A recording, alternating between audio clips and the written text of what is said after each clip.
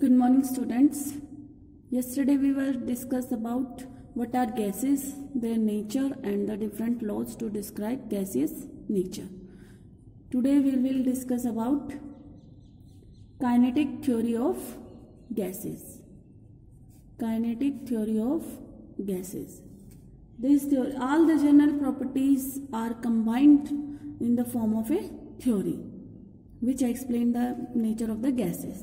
This kinetic theory of gases were explained by Bernoulli. Later on it is elaborated by Clausius, Maxwell, Boltzmann and van der Waals and Jeans. Some assumption of these theories are like, first assumption, every gas has large number of molecules. Large number of molecules which are extremely small particles which are called molecules. All the molecules of a particular gas are identical in mass and size. एक gas के जो molecules हैं उनका size और mass क्या होगा? Same. But ये size और mass vary करेगा from one gas to another gas. Size and mass differ from one gas to another.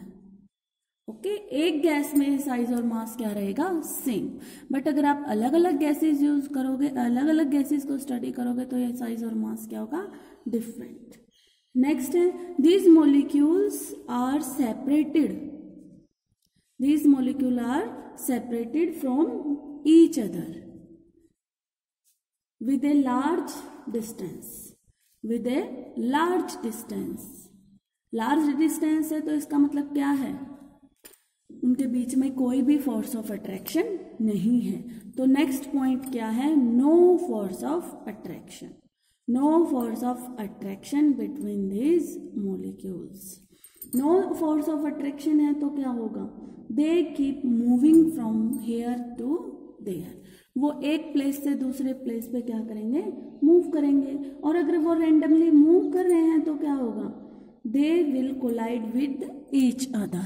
वो एक दूसरे के साथ टकराएंगे, एक दूसरे के साथ भी टकराएंगे और वो फिर जिस कंटेनर में आपने उनको लिया है उसकी वॉल्स के साथ भी टकराएंगे. ठीक है. And this collision is perfectly elastic. Perfectly elastic का क्या मतलब है कि यहाँ पे जो काइनेटिक एनर्जी है उसका लॉस नहीं हो रहा. जो total kinetic energy of the gas है उसका लॉस नहीं हो रहा. वो kinetic energy will shift from one molecule to another molecule. तो इन्हीं अजम्पशन को थ्योरी का नाम दे दिया गया है and this is called kinetic theory of gases. अभी थर्ड पॉइंट में क्या बताया? No force of attraction between the molecules. अब उनके बीच में नो फोर्स ऑफ अट्रैक्शन है ड्यू टू लार्ज डिस्टेंस. तो नेक्स्ट पॉइंट क्या है? They keep moving randomly and also collide with each other and also collide with each other and on the walls of container. Walls of container. Next point क्या है? No force of gravitation. There is no force of gravitation between the molecules. कोई gravitational force भी नहीं है तो वो negligible है. ठीक है. नेक्स्ट पॉइंट क्या है?